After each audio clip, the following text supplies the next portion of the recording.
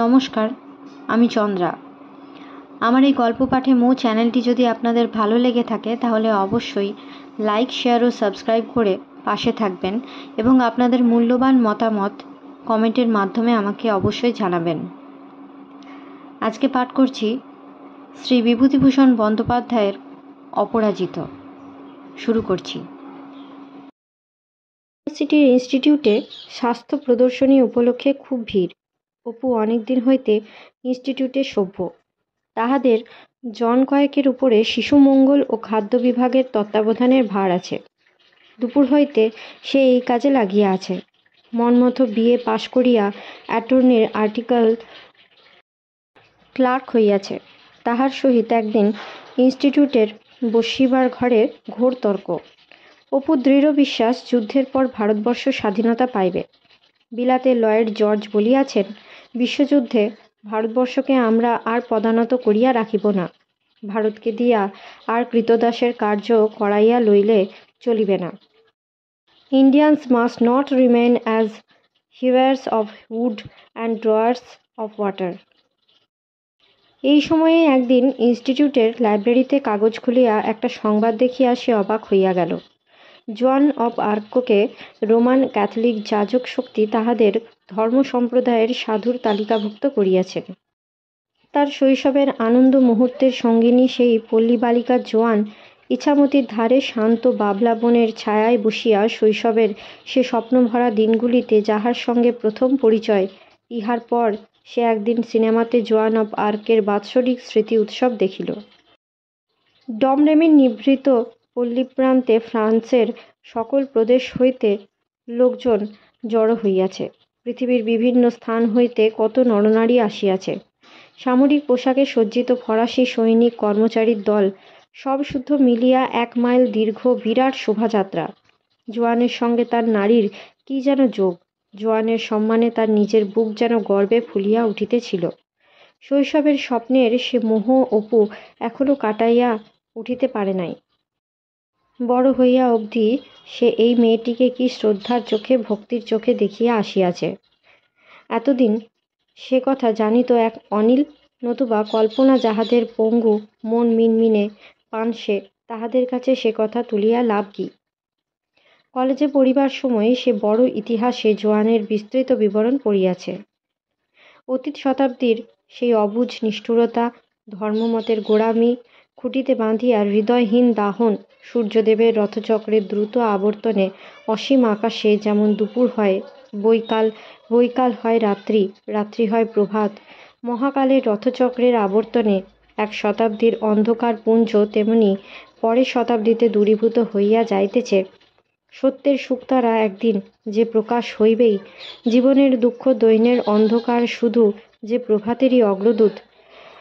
কলকাকলিময় ফুল ফোটা অমৃত ঝরা প্রভাত।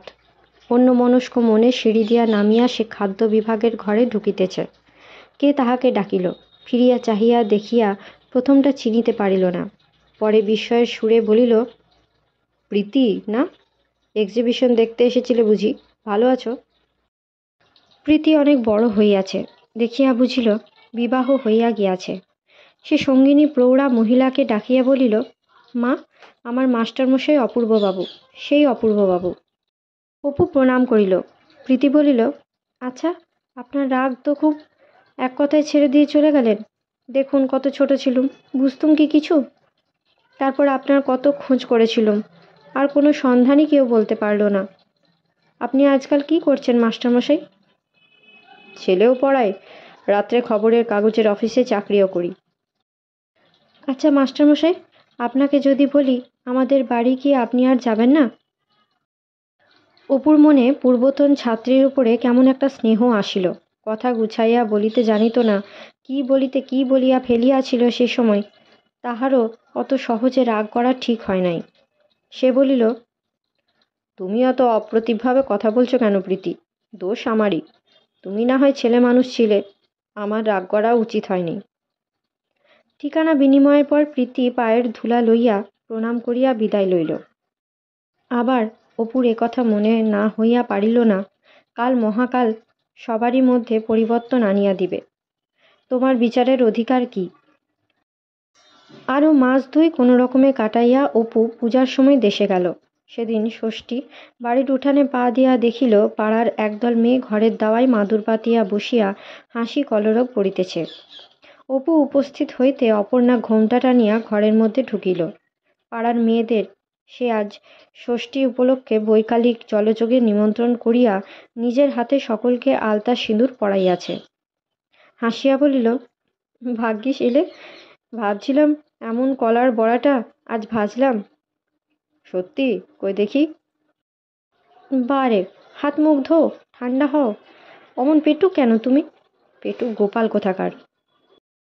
পরে সে রেকাবিতে খাবার আনিয়া বলিল, এগুলো খেয়ে ফেলো, তারপর আরও দেব। দেখো তো খেয়ে, মিষ্টি কম হয়নি তো? তোমার তো আবার একটুখানি গুড়ে হবে না? খাইতে খাইতে অপু ভাবিল, বেশ তো শিখেছে করতে, বেশ। পরে দেওয়ালের দিকে চোখ পড়াতে বলিল, বাহ, ওরকম আলপনা দিয়েছে কে? ভারী সুন্দর তো।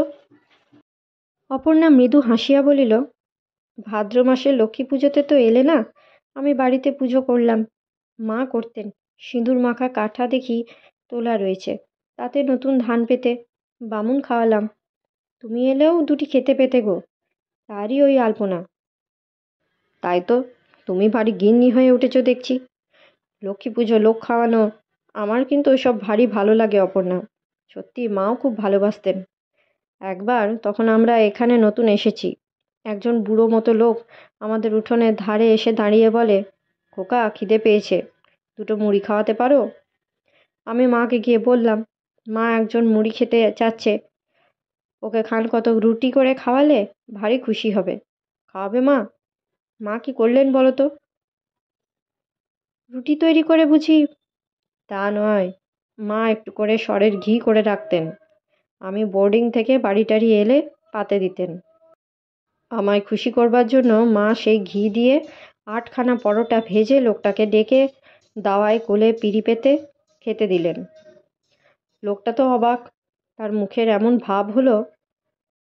রাত্রে অপর্ণা বলিল, দেখো, মা চিঠি লিখেছেন, পুজোর পর মুরারিদা আসবেন নিতে। 5-6 মাস যায়নি, তুমি যাবে আমাদের ওখানে? অপুর বড় অভিমান হইল। সে এত আশা করিয়া পূজার সময় বাড়ি আসিল, আর এদিকে কিনা অপর্ণা বাপের বাড়ি যাইবার জন্য পা বাড়াইয়া আছে। সেই তাহা হইলে ভাবিয়া মরে। অপর্ণার কাছে বাপের বাড়ি যাওয়াটাই অধিকতর লোভনীয়। অপু উদাস সুরে বলিল, বেশ যাও, আমার যাওয়া ঘটবে না, ছুটি নেই এখন। কথাটা শেষ করিয়া সে পাশ ফিরিয়া শুইয়া বই পড়িতে লাগিল। অপর্ণা খানিকক্ষণ পরে বলিল, এবারে যে বইগুলি এনেছ আমার জন্য, ওর মধ্যে একখানা চয়নিকা তো আনলে না? সেই যে সেবার বলে গেলে জন্মাষ্টমীর সময়। এক আধ কথার জবাব পাইয়া ভাবিল সারাদিনের কষ্টে স্বামীর হয়তো ঘুম আসিতেছে, তখন সেও ঘুমাইয়া পড়িল। দশমীর পরদিনই মুরারি আসিয়া হাজির। জামাইকেও যাইতে হইবে, অপর্ণার মা বিশেষ করিয়া বলিয়া দিয়াছেন। ইত্যাদি নানা পিড়াপিড়ি শুরু করিল। অপু বলিল, পাগল, ছুটি কোথায় যে যাব আমি? বোনকে নিতে এসেছ, বোনকেই নিয়ে যাও ভাই। আমরা গরিব চাকরে লোক, তোমাদের মতো জমিদার নই, আমাদের কি চলে গেলে চলে? অপর্ণা বুঝিয়াছিল স্বামী চটিয়াছে, এ অবস্থায় তাহার যাইবার ইচ্ছা ছিল না আদৌ। কিন্তু বড় ভাই লইতে আসিয়াছে, সে কি করিয়াই বা না বলে। দোটানার মধ্যে সে বড় মুশকিলে পড়িল। স্বামীকে বলিল, দেখো আমি যেতাম না, কিন্তু মুরারিদা এসেছেন, আমি কি কিছু বলতে পারি? রাগ করো না লক্ষ্মীটি, তুমি এখন না যাও, কালী পুজোর ছুটিতে অবশ্যই করে যেও, ভুলো না যেন। অপর্ণা চলিয়া যাইবার পর মনসাপতা আর একদিনও ভালো লাগিল না, কিন্তু বাধ্য হইয়া সে রাত্রিটা সেখানে কাটাইতেই হইল, কারণ অপর্ণারা গেল বৈকালের ট্রেনে। কোনোদিন লুচি হয় না, কিন্তু দাদার কাছে স্বামীকে ছোট হইতে না হয় এই ভাবিয়া অপর্ণা 2 দিনই রাত্রে লুচির ব্যবস্থা করিয়াছিল। আজও স্বামীর খাবার আলাদা করিয়া ঘরের কোণে ঢাকিয়া রাখিয়া গিয়াছে। লুচি কখানা খাইয়াই অপু উদাস মনে জানালার কাছে আসিয়া বসিল। খুব জ্যোৎস্না উঠিয়াছে, বাড়ির উঠানের গাছে গাছে এখনো কি পাখি ডাকিতেছে। শূন্য ঘর, শূন্য শয্যা প্রান্ত। অপুর চোখে প্রায় জল আসিল। অপর্ণা সব বুঝিয়া তাহাকে এই কষ্টের মধ্যে ফেলিয়া গেল। বড়লোকের মেয়ে কি না? আচ্ছা বেশ। অভিমানের মুখে সে একথা ভুলিয়া গেল যে অপর্ণা আজ 6 মাস এই শূন্য বাড়িতে শূন্য শয্যায় তাহারই মুখ চাহিয়া কাটিয়াছে। পরদিন প্রত্যুষে অপু কলিকাতা রওনা হইল। সেখানে দিন 4 পরেই অপর্ণার এক পত্র আসিল। অপু সে পত্রের কোনো জবাব দিল না। দিন 5-6 পরে অপর্ণার আর একখানা চিঠি। উত্তর না পাইয়া ব্যস্ত আছে। শরীর ভালো আছে তো? অসুখ বিসুখের সময় কেমন আছে পত্রপাঠ যেন জানায়, নতুবা বড় দুর্ভাবনার মধ্যে থাকিতে হইতেছে। তাহারও কোনো জবাব গেল না। মাসখানেক কাটিল। কার্তিক মাসের শেষের দিকে একদিন একখানা দীর্ঘ পত্র আসিল। অপর্ণা লিখিয়াছে, ও আমার বুকে এমন পাষাণ চাপিয়া আর কতদিন রাখবে? আমি এত কি অপরাধ করেছি তোমার কাছে? আজ 1 মাসের ওপর হলো তোমার একছত্র লেখা পাইনি। কি করে দিন কাটাচ্ছি তা কাকে জানাবো? দেখো, যদি কোনো দোষই করে থাকি, তুমি যদি আমার উপর রাগ করবে, তবে ত্রিভুবনে আর কার কাছে দাঁড়াই বলো তো? অপু ভাবিল, বেশ শব্দ। কেন, যাও বাপের বাড়ি। আমাকে চাইবার দরকার কি? কে আমি? সঙ্গে সঙ্গে একটা অপূর্ব পুলকের ভাব মনের কোণে দেখা দিল। পথে, ট্রামে, অফিসে, বাসায়, সব সময় সকল অবস্থাতেই মনে না হইয়া পারিল না যে পৃথিবীতে একজন কেহ আছে যে সর্বদা তাহার জন্য ভাবিতেছে। তাহারই চিঠি না পাইলে সে জনের দিন কাটিতে চাহে না, জীবন বিস্বাদ লাগে। সে যে হঠাৎ এক সুন্দরী তরুণীর নিকট এতটা প্রয়োজনীয় হইয়া উঠিয়াছে, এ অভিজ্ঞতা সম্পূর্ণ অভিনব ও অদ্ভুত তাহার কাছে। অতএব তাহাকে আরও ভাবাও, আরও কষ্ট দাও, তাহার রজনী আরও বিনিদ্র করিয়া তোলো। সুতরাং অপর্ণার মিনতি বৃথা হইল। অপু চিঠির জবাব দিল না। এদিকে অপুদের অফিসের অবস্থা বড় খারাপ হইয়া আসিল। কাগজ উঠিয়া যাইবার জোগাড়। একদিন স্বত্বাধিকারী তাহাদের কয়েকজনকে ডাকিয়া পাঠাইলেন। কি করা উচিত সে সম্বন্ধে পরামর্শ। কথাবার্তার গতিকে বুঝিল কাগজের পরমায়ু আর বেশি দিন নয়। তাহার একজন সহকর্মী বাহিরে আসিয়া বলিল, এ বাজারে চাকরিটুকু গেলে মশাই দাঁড়াবার জো নেই একেবারে। বোনের বিয়েতে টাকা ধার, সুদে আসলে অনেক দাঁড়িয়েছে। সুদটা দিয়ে থামিয়ে রাখার উপায় যদি না থাকে, মহাজন বাড়ি ক্রোক করে দেবে মশাই। কি যে করি! ইতিমধ্যে সে একদিন লীলাদের বাড়ি গেল। যাওয়া সেখানে ঘটে নাই প্রায় বছর 2। হঠাৎ অপ্রত্যাশিতভাবে তাহাকে দেখিয়া লীলা আনন্দ ও বিস্ময়ের সুরে বলিয়া উঠিল, এ কি আপনি? আজ নিতান্তই পথ ভুলে বুঝি এদিকে এসে পড়লেন? অপু যে শুধু অপ্রতিভ হইল তাহা নয়, কোথাও যেন সে নিজেকে অপরাধী বিবেচনা করিল। একটুখানি আনাড়ির মতো হাসি ছাড়া লীলার কথার কোনো উত্তর দিতে পারিল না। লীলা বলিল, এবার না হয় আপনার পরীক্ষার বছর, তার আগে তো অনায়াসেই আসতে পারতেন। অপু মৃদু হাসিয়া বলিল, কিসের পরীক্ষা? সেসব তো আজ বছর 2 ছেড়ে দিয়েছি। এখন খবরের কাগজের অফিসে চাকরি করি। লীলা প্রথমটা অবাক হইয়া তাহার মুখের দিকে চাহিয়া রহিল। কথাটা যেন বিশ্বাস করিল না। পরে দুঃখিতভাবে বলিল, কেন, কি জন্য ছাড়লেন পড়া শুনি? আপনি পড়া ছেড়েছেন? লীলার চোখের এই দৃষ্টিটা অপু প্রাণে কেমন একটা বেদনার সৃষ্টি করিল। অত্যন্ত ঘনিষ্ঠ আত্মীয়তার দৃষ্টি, তবুও সে হাসি মুখে কৌতুকের সুরে বলিল, এমনি দিলুম ছেড়ে, আর ভালো লাগে না। কি আর হবে পড়ে? তাহার এই হালকা কৌতুকের সুরে লীলা মনে আঘাত পাইল। অপূর্ব কি ঠিক সেই পুরনো দিনের অপূর্বই আছে, না যেন? অপু বলিল, তুমি তো পড়ছো না? লীলা নিজের সম্বন্ধে কোনো কথা হঠাৎ বলিতে চায় না। অপুর প্রশ্নের উত্তরে সহজভাবে বলিল, এবার আইএ পাশ করেছি, 3rd ইয়ারে পড়ছি। আপনি আজকাল পুরনো বাসায় থাকেন, না আরও কোথাও উঠে গিয়েছেন? লীলার মা ও মাসিমা আসিলেন।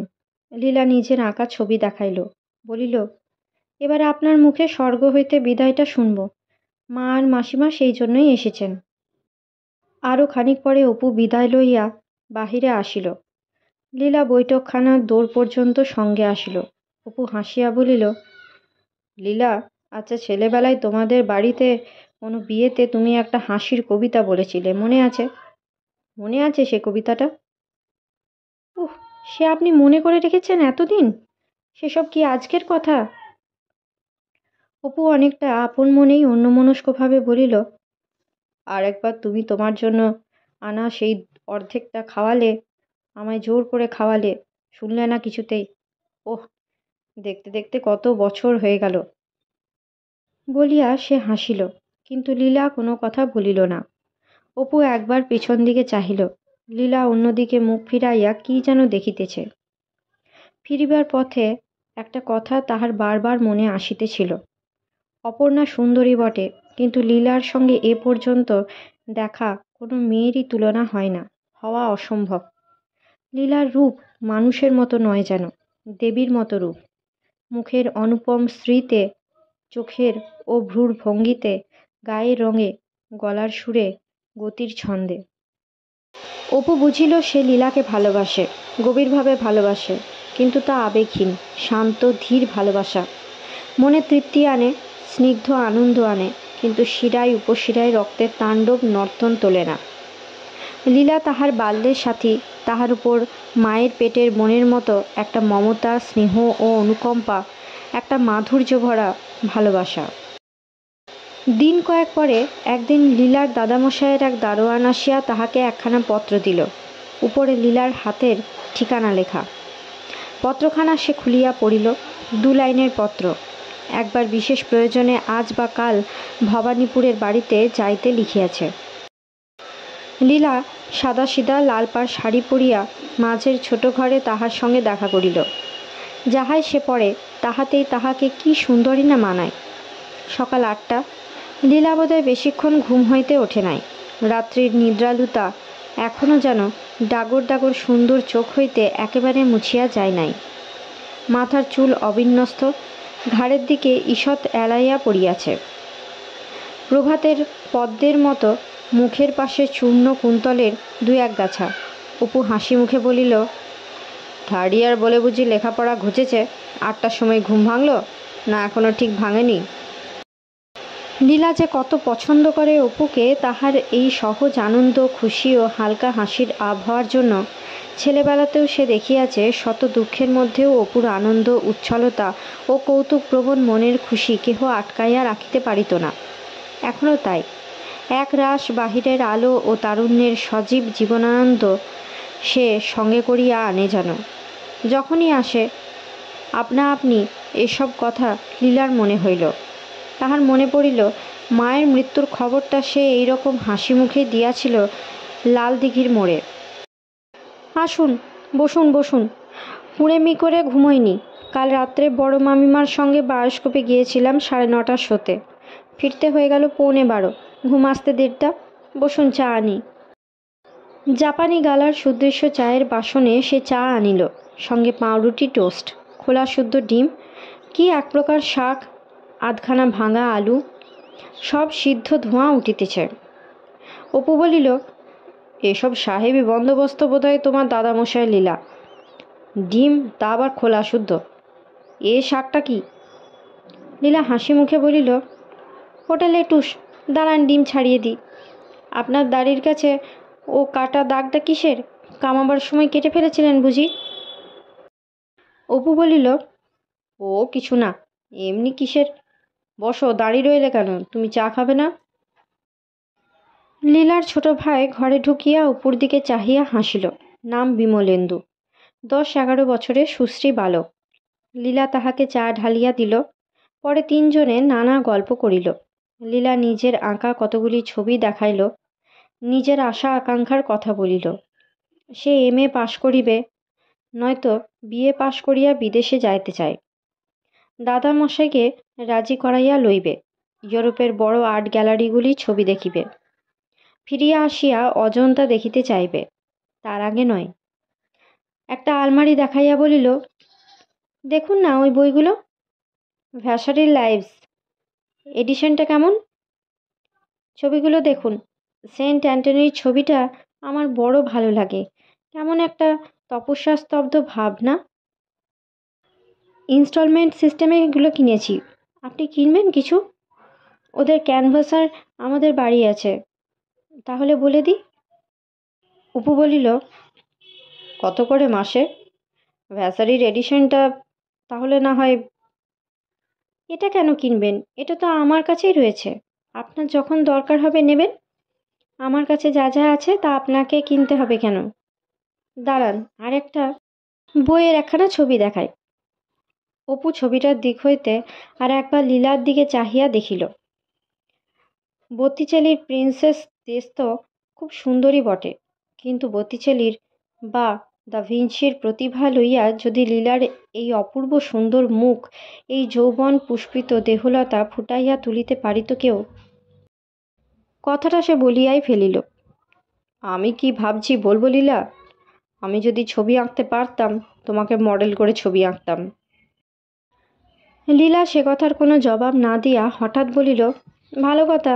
আচ্ছা অপূর্ববাবু, একটা চাকরি কোথাও যদি পাওয়া যায় তো করবেন? অপু বলিল, কেন করব না? কিসের চাকরি? লীলা বিবরণটা বলিয়া গেল। তাহার দাদামশাই একটা বড় স্টেটের অ্যাটর্নি। তাদের অফিসে একজন সেক্রেটারি দরকার, মাইনে 150 টাকা। চাকরিটা দাদামশাইয়ের হাতে। লীলা বলিলে, এখনই হইয়া যায়। সেই জন্যই আজ তাহাকে এখানে ডাকিয়া আনা। অপুর মনে পড়িল, সেদিন কথায় কথায় সে লীলার কাছে নিজের বর্তমান চাকুরির দুরবস্থা ও খবরের কাগজখানা উঠিয়া যাওয়ার কথাটা অন্য কি সম্পর্কে একবারটি তুলিয়াছিল। লীলা বলিল, সেদিন রাত্রে আমি তার মুখে কথাটা শুনলাম। আজ সকালেই আপনাকে পত্র পাঠিয়ে দিয়েছি। আপনি রাজি আছেন তো? আসুন, দাদামশাইয়ের কাছে আপনাকে নিয়ে যাই। ওর একখানা চিঠিতে হয়ে যাবে। কৃতজ্ঞতায় অপুর মন ভরিয়া গেল। এত কথার মধ্যে লীলা চাকুরি যাওয়ার কথাটাই কিভাবে যেন মনে ধরিয়া বসিয়াছিল। লীলা বলিল, আপনি আজ দুপুরে এখানে না খেয়ে যাবেন না। আসুন, পাখাটা দয়া করে টিপে দিন না। কিন্তু চাকুরি হইল না। এসব ব্যাপারের অভিজ্ঞতা না থাকায় লীলা একটু ভুল করিয়াছিল। দাদামশাইকে বলিয়া রাখে নাই অপুর কথা। দিন 2 আগে লোক লওয়া হইয়া গিয়াছে। সে খুব দুঃখিত হইল, একটু অপ্রতিভ হইল। অপু দুঃখিত হইল লীলার জন্য। বেচারি লীলা, সংসারের কোনো অভিজ্ঞতা তাহার কি আছে? একটা চাকুরি খালি থাকিলে যে কতখানা উমেদারির দরখাস্ত পড়ে, বড়লোকের মেয়ে তাহার খবর কি করিয়া জানিবে? লীলা বলিল, আপনি এক কাজ করুন না, আমার কথা রাখতে হবে কিন্তু। ছেলেবেলার মতো একগুঁয়ে হলে কিন্তু চলবে না। প্রাইভেটে বিয়েটা দিয়ে দিন। আপনার পক্ষে সেটা কঠিন না কিছু। অপু বলিল, বেশ দেব। লীলা উৎফুল্ল হইয়া উঠিল। ঠিক, অনার ব্রাইট? Honour bright. শীতের অনেক দেরি, কিন্তু এরই মধ্যে লীলাদের গাড়ি বারান্দার পাশে জাফরিতে ওঠানো মার্শালিনের লতায় ফুল দেখা দিয়েছে। বারান্দার সিঁড়ির দুপাশের টবে বড় বড় পল নিরন ও ব্ল্যাক নিন্স ফুটিয়াছে। বর্ষা শেষে চাইনিজ ফ্যান পামের পাতাগুলো ঘন সবুজ। পদ্মপুকুর রোডে পা দিয়া অপুর চোখ জলে ভরিয়া আসিল। লীলা, ছেলে মানুষ লীলা, সে কি জানে সংসারের রূঢ়তা ও নিষ্ঠুর সংঘর্ষের কাহিনী? আজ তাহার মনে হইল, লীলার পায়ে একটা কাঁটা ফুটিলে সে তুলিয়া দিবার জন্য সে নিজের সুখ শান্তি সম্পূর্ণ উপেক্ষা ও অগ্রাহ্য করিতে পারে। বিবাহের পর লীলার সঙ্গে এই প্রথম দেখা, কিন্তু 2-1বার বলি বলি করিয়াও অপু বিবাহের কথা বলিতে পারিল না। অথচ সে নিজে ভালোই বোঝে যে না বলিতে পারিবার কোনো সঙ্গত কারণ নাই। 1 বৎসর চলিয়া গিয়াছে। পুনরায় পূজার বিলম্ব অতি সামান্যই। শনিবার, অনেক অফিস আজ বন্ধ হইবে। অনেকগুলি সম্মুখের মঙ্গলবারে বন্ধ। দোকানে দোকানে খুব ভিড়। ঘণ্টাখানেক পথ হাঁটলেই হ্যান্ডবিল হাত পাতিয়া লইতে লইতে ঝুড়ি খানেক হইয়া ওঠে। একটা নতুন স্বদেশী দেশলাইয়ের কারখানা পথে পথে জাঁকালো বিজ্ঞাপন মারিয়াছে। আমড়াতলা গলির বিখ্যাত ধনী ব্যবসাদার নকুলেশ্বর শীলের প্রাসাদোপন সুবৃহৎ অট্টালিকার নিম্নতলে ইহাদের অফিস। অনেকগুলি ঘর ও 2টা বড় হল কর্মচারীতে ভর্তি। দিনমানেও ঘরগুলির মধ্যে ভালো আলো যায় না বলিয়া বেলা 4টা না বাজিতেই ইলেকট্রিক আলো জ্বলিতেছে। ছোকরা টাইপিস্ট নৃপেন সন্তর্পণে পর্দা ঠেলিয়া ম্যানেজারের ঘরে ঢুকিল।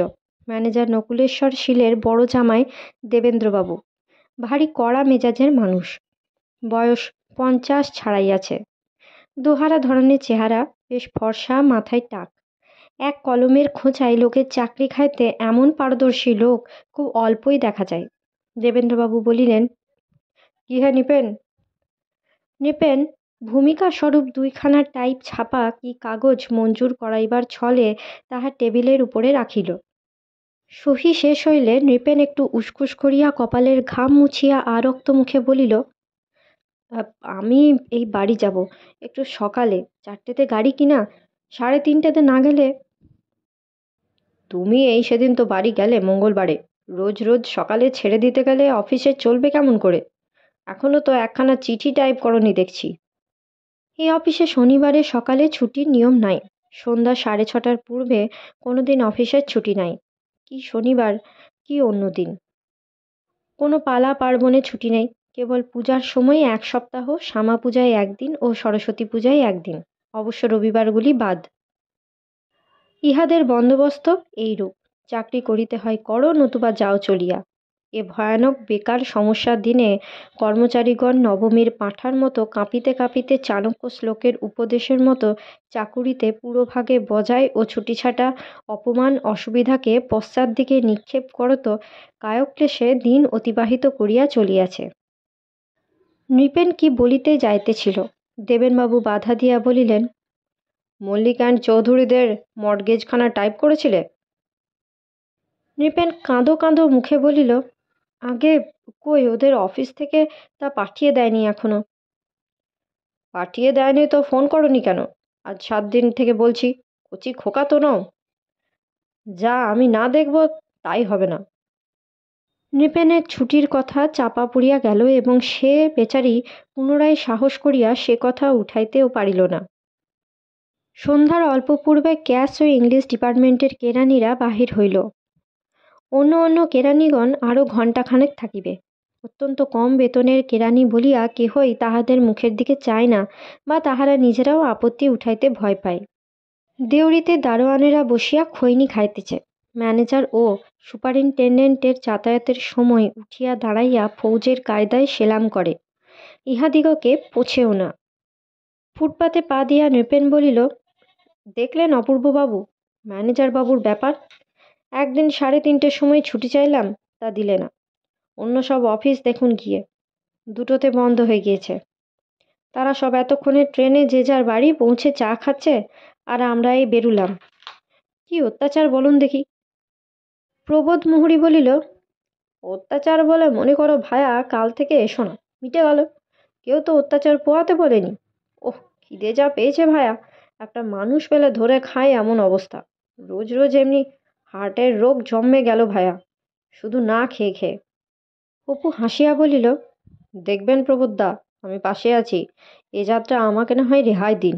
দৌড়ে খেতে হয় রাস্তা লোকের উপর দিয়ে, আজকের খিদেটা শান্ত করুন। আমি আজ তৈরি হয়ে আসিনি, দোহাই দাদা। তাহার দুঃখের কথা লইয়া এরূপ ঠাট্টা করাতে প্রবোধ মুহুরী খুব খুশি হইল না। বিরক্ত মুখে বলিল, তোমাদের তো সবটাতেই হাসি আর ঠাট্টা। ছেলে ছোকরার কাছে কি কোনো কথা বলতে আছে? আমি যাই তাই বলি, হাসি সোজা ভাই, ওই দাও দেখি ম্যানেজারকে বলে 5 টাকা মাইনে বাড়িয়ে। তার বেলা। অপুকে হাঁটিতে হয় রোজ অনেকটা। তার বাসা শ্রীগোপাল মল্লিক লেনের মধ্যে, গোলদিঘির কাছে। 13 টাকা ভাড়াতে নিচু একতলা ঘর, ছোট রান্নাঘর। সামান্য বেতনে 2 জায়গার সংসার চালানো অসম্ভব বলিয়া আজ বছরখানেক হইল সে অপর্ণাকে কলিকাতায় আনিয়া বাসা করিয়াছে। তবু এখানে চাকরিটি জুটিয়াছিল তাই রক্ষা। শৈশবের স্বপ্ন এভাবেই প্রায় পর্যবসিত হয়। অনভিজ্ঞ তরুণ মনের উচ্ছ্বাস উৎসাহ, মাধুর্য ভরা রঙিন ভবিষ্যতের স্বপ্ন স্বপ্নই থাকিয়া যায়। যে ভাবে বড় সওদাগর হইবে, দেশে দেশে বাণিজ্যের কুঠি খুলিবে, তাহাকে হইতে হয় পাড়াগাঁয়ের হাতুড়ে ডাক্তার। যেভাবে ওকালতি পাশ করিয়া রাসবিহারী ঘোষ হইবে, তাহাকে হইতে হয় কয়লার দোকানি। যাহার আশা থাকে সারা পৃথিবী ঘুরিয়া বেড়াইবে কি দ্বিতীয় কলম্বাস হইবে, তাহাকে হইতে হয় 40 টাকা বেতনের স্কুল মাস্টার। শতকরা ৯৯ জনের বেলা যা হয় অপুর বেলাও তাহার ব্যতিক্রম হয় নাই। যথা নিয়মে সংসার যাত্রা, গৃহস্থালি, কেরানিগিরি, ভাড়া বাড়ি, মেলিন্স ফুড ও অয়েলক্লথ।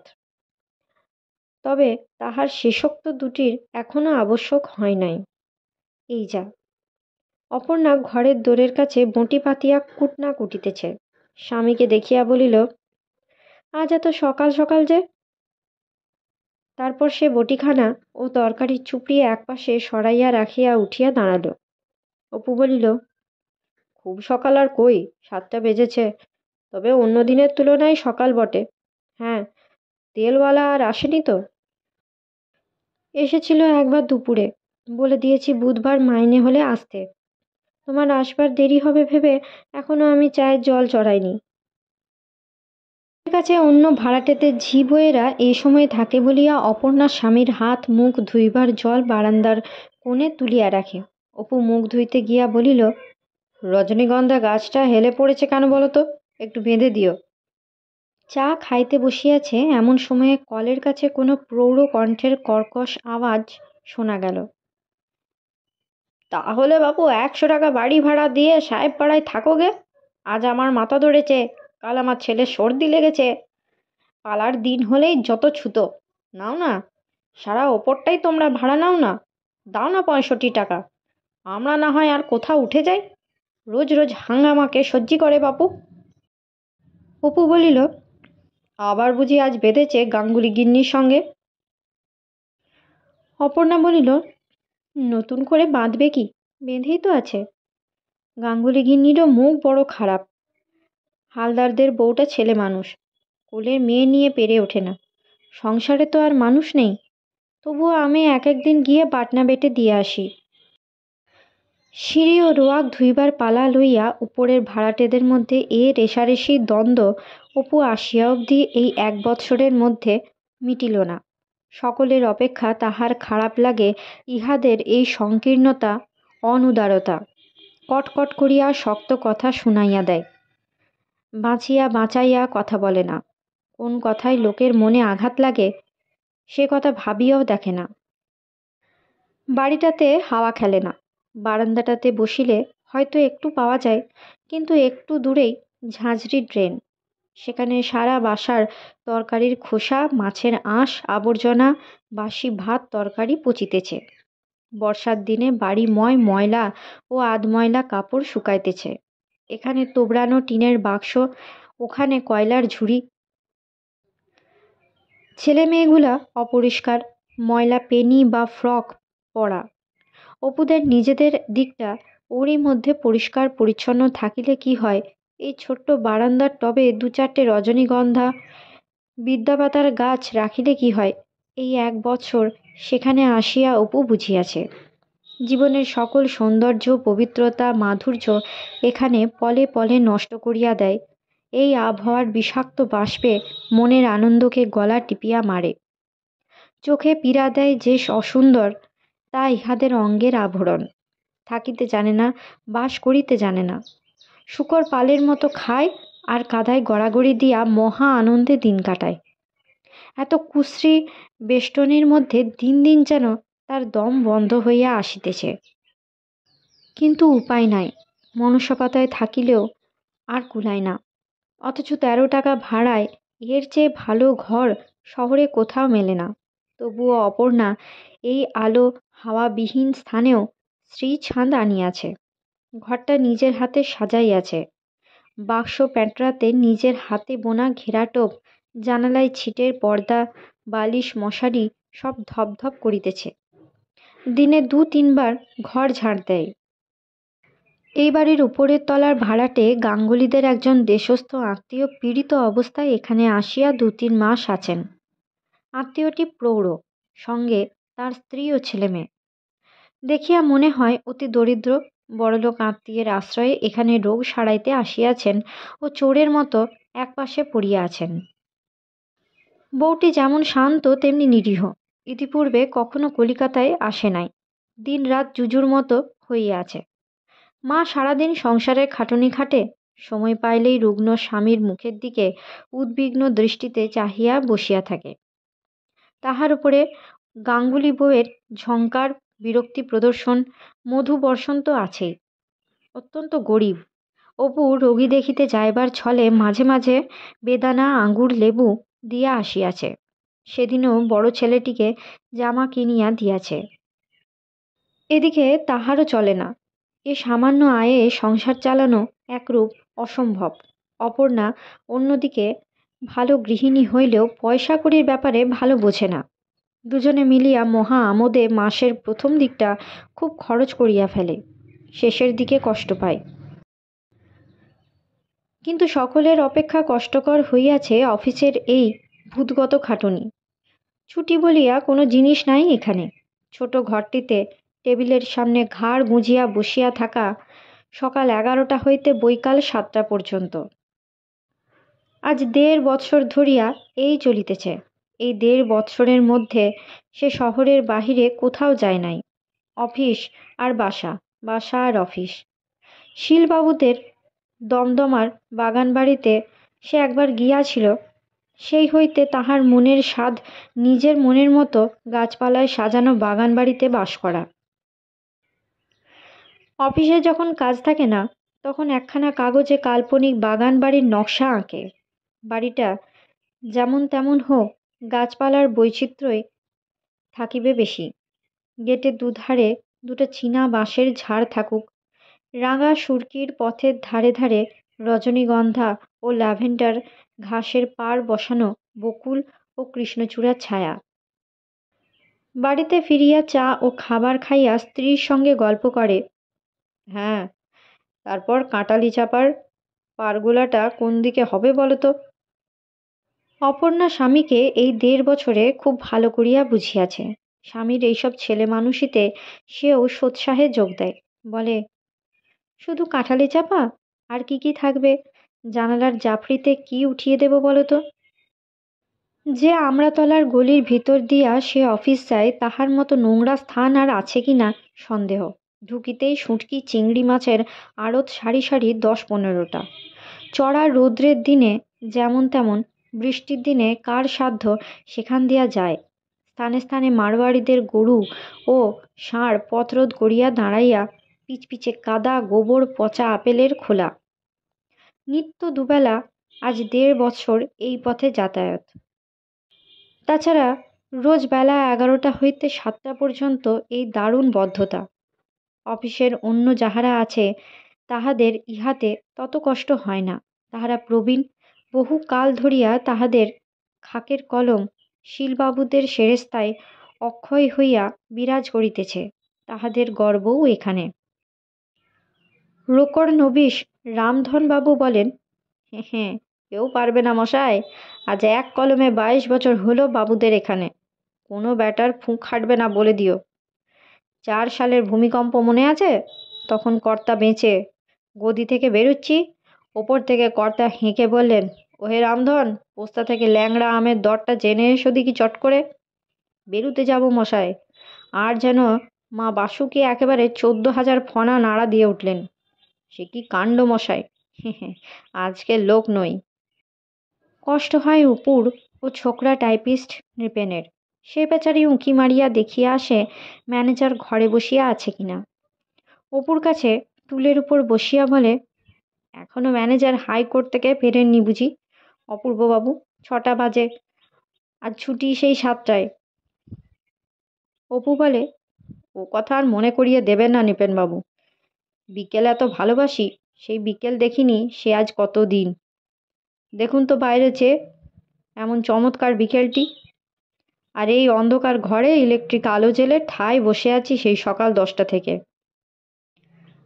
মাটির সঙ্গে যোগ অনেক দিনই তো হারাইয়াছে। সেসব বৈকাল তো এখন দূরের স্মৃতিমাত্র।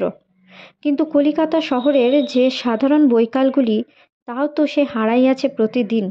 বেলা 5টা বাজিলে এক একদিন লুকাইয়া বাহিরে গিয়া দাঁড়াইয়া সম্মুখের বাড়ির উঁচু কার্নিশের ওপরে যে একটুখানি বৈকালের আকাশ চোখে পড়ে, তারই দিকে বুভুক্ষু দৃষ্টিতে চাহিয়া থাকে।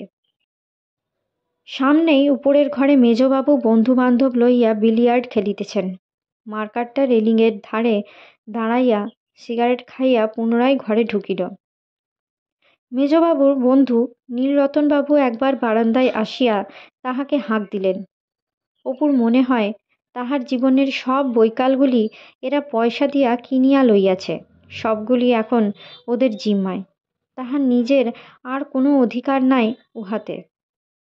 প্রথম জীবনের যেসব মাধুরী ভরা মুহূর্তগুলি যৌবনের কোলাহলে কোথায় মিলাইয়া গেল, কোথায় যে নীল আকাশ, মাঠ, আমের বউলের গন্ধ ভরা জ্যোৎস্না রাত্রি, পাখি আর ডাকে না, ফুল আর ফোটে না, আকাশ আর সবুজ মাঠের সঙ্গে মেশে না, ঘেটু ফুলের ঝোপে সদ্য ফোটা ফুলের তেতো গন্ধ আর বাতাসকে তেতো করে না।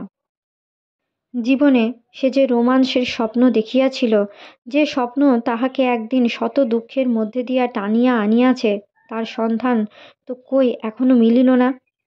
এ তো একরঙা ছবির মতো বৈচিত্র্যহীন কর্মব্যস্ত একঘেয়ে জীবন।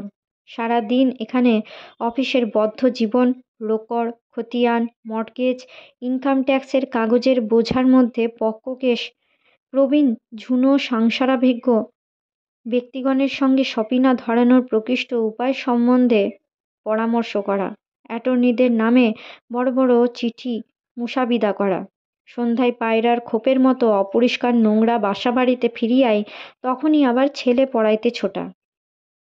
কেবল এক অপর্ণাই এই বদ্ধ জীবনের মধ্যে আনন্দ আনে। অফিস হইতে ফিরিলে সে যখন হাসি মুখে চা লইয়া আসে, কাছে দাঁড়ায়, কোনোদিন হালুয়া, কোনোদিন দু চারখানা পরোটা, কোনোদিন বা মুড়ি নারিকেল রেকাবিতে সাজাইয়া সামনে ধরে, তখন মনে হয় এ যদি না থাকিত। ভাগ্যে অপর্ণাকে সে পাইয়াছিল। এই ছোট্ট পায়রার খোপকে যে গৃহ বলিয়া মনে হয়, সে শুধু অপর্ণা এখানে আছে বলিয়া, নতুবা চৌকি, টুল, বাসনকোসন, জানালার পর্দা এসব সংসার নয়। অপর্ণা যখন বিশেষ ধরনের শাড়িটি পরিয়া ঘরের মধ্যে ঘোরাফেরা করে, অপু ভাবে এ স্নেহনীড় শুধু ওরই চারিধারে ঘিরিয়া, ওরই মুখের হাসি, বুকের স্নেহ যেন পরম আশ্রয়। নীর রচনা সে ওরই ইন্দ্রজাল। আজকের মতো গল্প পাঠ এই পর্যন্ত। পরবর্তী অংশ নিয়ে আসবো পরবর্তী ভিডিওতে। সকলে ভালো থাকবেন, সুস্থ থাকবেন এবং পাশে থাকবেন। নমস্কার।